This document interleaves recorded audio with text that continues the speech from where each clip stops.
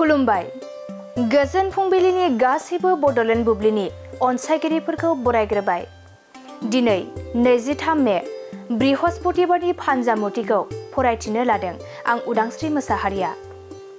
फानजामुथिनि गिबियाव दं मेष राशि। बरादा जोबोरैनो गाज्रि जानो हागौ। मानिबा जाहोनाव गोसोखौ गाज्रि मोनबाय थानो हागौ। बृष राशि। रां रुफा आरजिनानै लानो हागोन। मुलाम्फा गोनां सान जागोन। मोजां सान। मिथुन राशि। गोसो थोलायनायाव अनलायनाया गोरा जागोन। सुखु गोजोनैनो साना बारलांनो हागौ। कर्कट राशि। बेराम आजार सोमजिनो हागौ। देहाखौ जोबोरैनो लोरबां मोननो हागौ। गाज्रि सान जागोन। सिंह राशि। लामा दावबायनायाव खैफोद सोमजिनो हागौ। सांग्रां जाना थानाया गाहाम जागोन। कन्या राशि। सुथुर जामलांनो हागौ। गोरोबलायनानै थानो हागोन। मोजां सान। तुला राशि। जानाय लोंनायाव सांग्रां जानाया गाहाम जागोन। बेराम सोमजिनो हागौ। गाज्रि सान। वृश्चिक राशि। जेबो मावनो दांनो गोसो जानाय नङा। आरामै थानो गोसो जागोन। धनु राशि। लुबैना थानाय मुवा बेसादखौ मोनफुंनाय नङा। गोसोआ दुखु मोननांनो हागौ। मकर राशि। साननाय हनायफोरा जाफुंनो हागौ।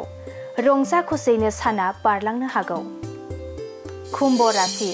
समाजनि बायदि मोजां हाबा मावनो खाबु मोननो हागौ। गोसोआ रंजाखांगोन। मोजां सान। मीन राशि। नखराव रांखावरि जोबस्रांलांनो हागौ। असान्थियैनो साना बारलांनो हागौ। गाज्रि सान। दिनै सानसेनि राशि फरायथिनायाबो एसेनोसै। आसा खालामो नोंथांनि दिनैनि साना मोजाङै मोजां थांगोन। बेखौ बड'लेण्ड बुब्लि नखरनिफ्राय मिजिंथिबाय। गोजोन्थों। मोनसे गोजोनथाव खौरां। नोंथाङा नोंथांनि न'खौ समायना रमायना जोंख्लाब माख्लाब खालामनो गोसो दं नामा? थारैनो नोंथाङा नोंथांनि न'खौ समायना रमायना साजायनो गोसो दंब्ला नोंथांमोननि थाखाय बिजनेस बेन्स प्रडाक्ट्स कम्पानिया गोजोनथाव खौरां लानानै फैदों। गोदान बोसोर रंजालि बैसागु फोरबोजों लोब्बा लाखिनानै बेन्स प्रडाक्ट्स कम्पानिया नोंथांमोननि थाखाय अफार होनाय जादों।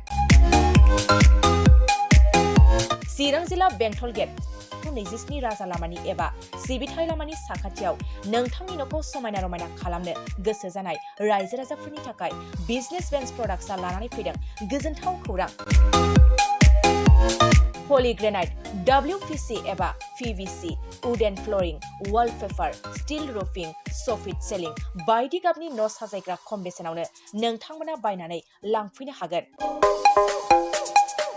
बेनि अनगायैबो नोंथाङा गोबां बाथ्रा मिथिनो थाखाय नैबे 8474015053 जानबुं नम्बरनि गेजेरजों नोंथाङा फन खालामनानै मिथिनो हागोन।